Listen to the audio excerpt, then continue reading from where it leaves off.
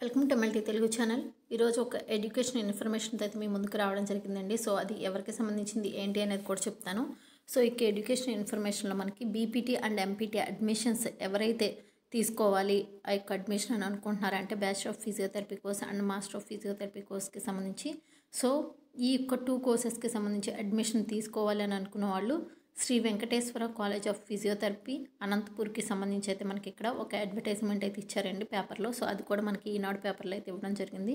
So ఎవరన్నా BPT MPT admissions open at Shri Venkateswara college of physiotherapy Anantapur contact number కూడా ఇచ్చారండి. So ఆ యొక్క కాంటాక్ట్ నెంబర్కి అయితే మీరు కాల్ చేసి జాయిన్ అవ్వాలనుకుంటే జాయిన్ అవ్వండి.